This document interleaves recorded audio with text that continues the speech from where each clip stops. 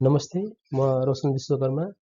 म फिजियोथेरापिस्ट। हाल चाहिँ म भेरी अस्पताल नेपालगञ्जमा कार्यरत रहेको छु र यस सर्वप्रथम त यहाँ पाल्नुहुने सम्पूर्णलाई म धन्यवाद दिँदै आजको मेरो एक विषयवस्तुमा जान चाहन्छु। आजको मेरो टपिक रहेको छ पेरिफेरल न्युरोप्याथी। पेरिफेरल न्युरोप्याथी भन्नाले हामीले के हो र कसरी हामीले यसमा हामीले ट्रिटमेन्टहरू गर्छौँ र फिजियोथेरापी रोल के हुन्छ भन्ने कुरामा चाहिँ आज हामी चाहिँ छोटकरी रूपमा डिस्कस गर्न गइरहेका छौँ। र पेरिफेरल न्युरोप्याथी सुरु गर्नुभन्दा पहिले आजको हाम्रो विषयवस्तुमा हाम्रो यसको परिचयको बारेमा म भन्न गइरहेको छु र त्यसको पेरिफेरल न्युरोप्याथी हुने कारणहरू र यसको रिस्क फ्याक्टरहरू के हुँदो रहेछ र यसका लक्षणहरू र के देखिँदो रहेछ र यसमा हामीले पेरिफेरल न्युरोप्याथीलाई कसरी थाहा पाउँछौँ, कसरी इन्भेस्टिगेसन गर्छौँ भन्ने कुरा पनि हामीले छोटकरीमा जानकारी गराउँछौँ र त्यसको साथसाथै नेपालको कन्टेक्स्टमा हाम्रो देशमा के कारणले हुँदो रहेछ र कसरी हुँदो रहेछ र यसलाई हामीले कसरी चाहिँ निराकरण गर्न सकिन्छ भन्ने कुरामा पनि र पुनर्स्थापना कसरी गर्न सकिन्छ भन्ने कुरामा पनि हामी छलफल गर्छौँ र त्यसको साथसाथै हामीले रोल अफ फिजियोथेरापी यानि कि फिजियोथेरापीबाट चाहिँ कसरी न्यूनीकरण गर्न सकिन्छ भन्ने कुरा पनि हामीले छलफल गर्छौँ। पेरिफेरल न्युरोप्याथी भन्नाले सामान्यतया बुझाइ कसरी बुझ्नुपर्छ, पेरिफेरल भन्ने बित्तिकै हाम्रो शरीरदेखि टाढा यानि कि हाम्रो यदि सेन्ट्रल नर्भस सिस्टम ब्रेन र स्पाइनल कर्ड हुन्छ भने ब्रेन र स्पाइनल कर्डदेखि बाँकीको जति पनि नर्भहरू हुन्छ यदि त्यो नर्भहरूमा यानि कि त्यो नसाहरूमा कुनै झन्झनाट भयो, कुनै सुन्नपन भयो, कुनै लाटोपन जति पनि समस्याहरू देखिन्छ त्यसलाई चाहिँ हामीले जुन नसाको समस्याहरू देखिन्छ त्यसलाई चाहिँ हामीले पेरिफेरल न्युरोप्याथी भन्दछौँ। त्यसमा चाहिँ प्राय गरेर पेरिफेरल न्युरोमा कसरी हुन्छ भन्न खोजेको यदि पेरिफेरल नर्भहरूमा नसाहरूमा केही समस्या देखियो भने जस्तो त्यो नसाहरूमा पनि जस्तो हामीले छोएको थाहा नपाउने हुन्छ या चिमुटेको थाहा नपाउने होला, पोलेको थाहा नपाउने होला, त्यो पनि एउटा न्युरोप्याथी मानिन्छ भनेपछि अर्को चाहिँ हाम्रो ब्रेनले कमान्ड गर्दाखेरि जस्तो हात खुट्टाहरू कमजोरी भएर चलाउन सकेन भने त्यो बेला पनि त्यो पनि एउटा हाम्रो पेरिफेरल न्युरोप्याथीको सिम्टम हो। र अर्को भनेको हाम्रो जस्तो खाना पच्नु, blood sugar blood pressure maintain गर्नु त्यो पनि हाम्रो एउटा अटोनोमिक नर्भस सिस्टमभित्र पर्छ। त्यो पनि यदि समस्या भयो भने त्यो पनि एउटा न्युरोप्याथी हुन्छ, जुन चाहिँ के हुन्छ एक्कासी पनि हुनसक्छ र अर्को भनेको क्रोनिक कन्डिसन पनि हुनसक्छ, बिस्तारै बिस्तारै सुरु पनि हुनसक्छ। र हाम्रो देश नेपालमा सबभन्दा कमन देखिने पेरिफेरल न्युरोप्याथीमा भनेको डायबिटिज मेलाइटस यानि कि मधुमेह भनेको अहिले आम एकदम कमन भइरहेको छ। त्यो कमन कन्डिसन भनेको र यो किन भइरह्यो भने यदि मधुमेहमा कन्ट्रोल भएन, त्यसको ग्लाइसेमिक इन्डेक्स कन्ट्रोल छैन भनेपछि त्यो बेला पनि सबभन्दा कमन कज भनेको नसाहरूलाई त्यसले नोक्सान गर्दै गर्दै जाँदा यो पेरिफेरल न्युरोप्याथी सुरु हुन्छ। त्यसको साथसाथै यदि चुरोटहरू खाने, रक्सीहरू खाने जस्तो हुन्छ, बढी अल्कोहल खानेलाई पनि त्यो बेला पनि हाम्रो कमी हुन्छ। र अर्को कुरा भनेको हाम्रो खानपिन, यदि खानपिन राम्रो भएन भने हाम्रो भिटामिन B12 को डिफिसियन्सी, भिटामिनको कमी भयो भने पनि नसाहरूको खोलहरू कमजोर हुँदै हुँदै जान्छ, त्यसले पनि एउटा झन्झनाट सुरु गर्छ, त्यसलाई पनि हामीले पेरिफेरल न्युरोप्याथीको कारणहरू मान्दछौँ। र त्यसको साथै क्रोनिक किडनी डिजिज जस्तो डायबिटिक हुँदाखेरि त्यसपछि किडनीको समस्याहरू पनि त्यत्तिकै बढ्ने भएको हुनाले त्यो किडनीको समस्याले गर्दा फिल्ट्रेसन गर्न गाह्रो भयो भने त्यसले पनि के गर्छ हाम्रो नसालाई कमजोर बनाउँछ। त्यसको साथसाथै हाइपोथाइरोइडिजमा पनि शरीरहरू सुन्निने भयो भने त्यो बेलाबाट पनि नसालाई च्यापिने भएको हुनाले त्यसले गर्दा पनि यो पेरिफेरल न्युरोप्याथी हुने कारण बन्छ। अर्को भनेको इन्फेक्सनहरू भयो, HIV, हेपाटाइटिसहरू होइन, यो कारणले गर्दा पनि पेरिफेरल न्युरोप्याथी एकदमै देखिन्छ। अर्को कुरा कहीँ ठाउँमा, सबै ठाउँमा त हुँदैन, तर लेप्रोसी जुन कहीँ ठाउँमा देखिन्छ नेपालको कन्टेक्समा, त्यो लेप्रोसीले गर्दा यानि कि ह्यान्सन डिजिजले गर्दाखेरि पनि पेरिफेरल न्युरोप्याथी चाहिँ एउटा हाम्रो नेपालको कन्टेक्समा चाहिँ देखिने हो। र कारणहरू के हुँदो रहेछ भने चाहिँ मेटाबोलिक एन्ड इन्डोक्राइन डिसअर्डर भन्छ। मेटाबोलिक र इन्डोक्राइन जस्तो हाम्रो शरीरमा मेटाबोलिक सिस्टममा केही कमजोरी भयो, कमी भयो भने सबभन्दा बढी कमन हुने भनेको डायबिटिज मेलाइटस यानि कि मधुमेहले गर्दा चाहिँ बढी चाहिँ यो समस्या बढी देखिन्छ। त्यसको साथसाथै खानपिनको भन्नाले भिटामिन B12 डेफिसियन्सीहरू, इन्फेक्सन जस्तो कुनै अब लेप्रोसी यानि कुष्ठरोगको इन्फेक्सन भयो भने पनि त्यो बेला पनि हाम्रो पेरिफेरल न्युरोप्याथी हुने कारण हुन्छ। र त्यसको साथसाथै HIV जस्तो हाम्रो अटोइम्युन हाम्रो इम्युन सिस्टम कमजोर गराउने भाइरसहरूले गर्दाखेरि पनि के गर्छ हाम्रो पेरिफेरल न्युरोप्याथीलाई कारण बनाउँछ। र त्यसको साथसाथै अरू अटोइम्युन एन्ड इन्फ्लामेटरी डिसअर्डर भन्छ, त्यो चाहिँ कुनै यस्तो कन्डिसन हुन्छ जुन एक्युट र क्रोनिक कन्डिसन हुन्छ, जुनमा चाहिँ हाम्रो डिस्टल पार्टको नसाहरू चाहिँ एक्कासी तपाईँ कमजोरी हुँदै हुँदै जान्छ भने भाइरल इन्फेक्सन भयो भने त्यो बेलामा पनि पेरिफेरल न्युरोप्याथी देखिने गर्दछ। र त्यसको साथै अर्को इनहेरिटेड जेनेटिक डिसअर्डर भन्छ, चार्कोट्स मेरी टुथ डिजिज भन्छ, यो जुन चाहिँ एउटा पनि यो वस्तु मोटर फङ्सनलाई कमजोरी बनाउने हो, न्युरोप्याथी नै हो, यो पनि एउटा कारण देखिने गर्छ जुन चाहिँ जेनेटिकबाट आउने गर्छ।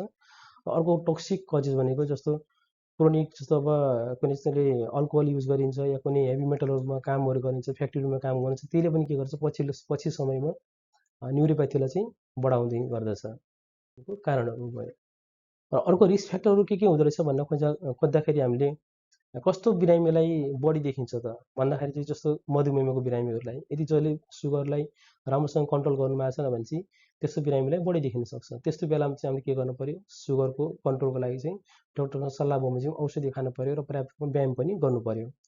र यदि 60 वर्षभन्दा माथिको उमेर भएको बिरामीलाई पनि यस्तो समस्याहरू आउने गर्दछ। र अर्को भनेको जस्तो अल्कोहल कन्जम्सन धेरै जसले रक्सीहरू खाइरहनुहुन्छ, चुरोटहरू खानुहुन्छ होइन, त्यस्तोहरूलाई हुनसक्छ। र अर्को भनेको धेरै मोटोपन या कुनै तपाईँको मेटाबोलिक किडनी डिजिजहरू पनि हुनसक्छ, त्यस्तो कन्डिसन पनि हुनसक्छ। र अर्को भनेको कुनै क्यान्सरहरू भयो, अटोइम्युन डिजिजहरू, यिनी सबै कन्डिसनहरू इन्फेक्सनहरू भयो। र कुनै फ्यामिलीमा यदि बुवा आमालाई छ भने फ्यामिलीमा पनि यो देखिने चान्सेस चाहिँ हुन्छ। र अर्को भनेको काम यस्तो तरिकाले गर्छौँ जुन तरिकाले हाम्रो नसाहरू च्यापिने भयो, त्यसले पनि न्युरोप्याथी चाहिँ बढाउने चाहिँ चान्सेस रहन्छ। र अर्को भनेको हामीले यदि लङ टर्मसम्म तपाईँको खानपिन राम्रो खाइएन भने यसले पनि के हुन्छ, झन्झट हुने, हातखुट्टामा जमजमान पोल्ने समस्या, लाटोपन हुने समस्या चाहिँ बढ्ने गर्छ। यस्तो समस्या भयो भने एउटा रिस्क फ्याक्टरहरू पर्छ। र पेरिफेरल न्युरोप्याथी भयो भने हामीले कसरी थाहा पाउने त? अब यसको लक्षणहरू के आउँदो रहेछ भन्ने कुरा चाहिँ सामान्य भाषामा यदि हात र खुट्टाहरूमा लाटोपनहरू भयो, झन्झन गर्न थाल्यो, हात खुट्टा पोल्न थाल्यो, अनि नसाले थाहा नपाउने जस्तो हुन थाल्यो र हात खुट्टा कमजोर हुन थाल्यो, मलाई हिँड्न गाह्रो भयो, ब्यालेन्स गर्न गाह्रो भयो, अनि खुट्टा रिफ्लेक्सहरू कम हुन थाल्यो, अनि कहीँ हिँड्दा हिँड्दा लड्न थाल्यो, खुट्टा लत्रिन थाल्यो भने त्यो भनेको के हाम्रो के बुझिन्छ भनेपछि पेरिफेरल न्युरोप्याथीको लक्षणहरू बुझिन्छ। यसमा हामीले जाँचहरू कसरी गर्न सकिन्छ? सबभन्दा पहिले यस्तो समस्या देख्ने बित्तिकै हामीले डक्टरको सल्लाह लिन जानुपर्छ। डक्टरसँग प्राइमेरी सल्लाह लिइसकेपछि जाँचहरू सामान्यतया ब्लड टेस्टहरू, सिटी एमआरआईहरू, अनि नर्भ कन्डक्सन टेस्टहरू र नर्भको बायोप्सीहरू र स्किनको बायोप्सी गरेर पनि हामीले पेरिफेरल न्युरोप्याथीलाई जाँच गरेर पत्ता लगाउन सकिन्छ।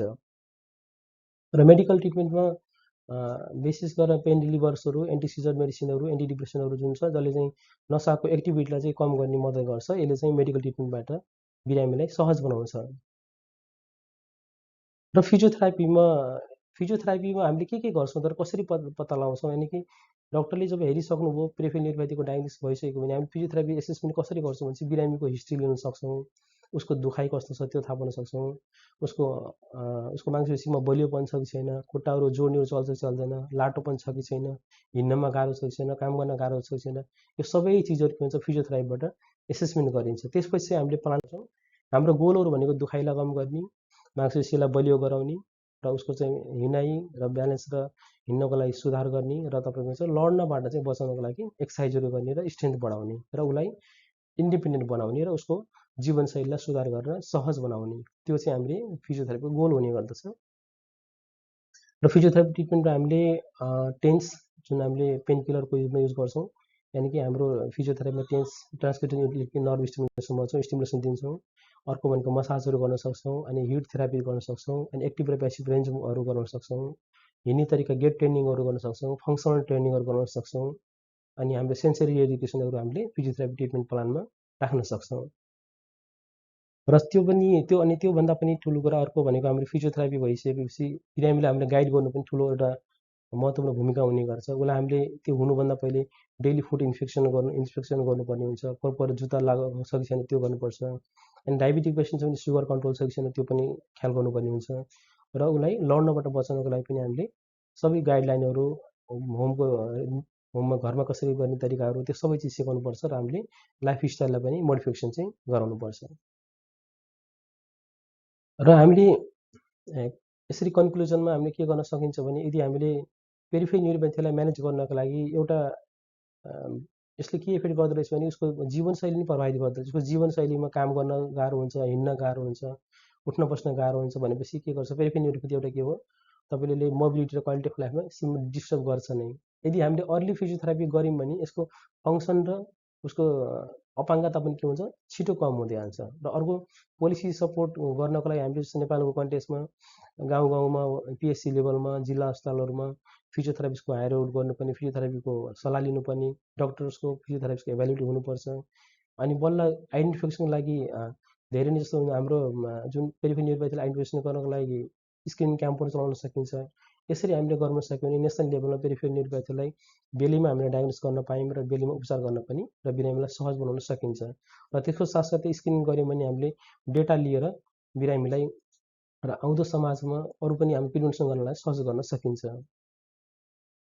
र यसमा मेरो रिफरेन्सहरू चाहिँ WHO रहेको छ, WHO अर्गनाइजेसनहरू, रिहेबिलिटेसन अनि अमेरिकन फिजियोथेरापी एसोसिएसन्स र national health policy Nepal 2019, national health professional council NHPC र ओसुलिभन हाम्रो फिजिकल रिहेबिलिटेसनको बुक रहेको छ।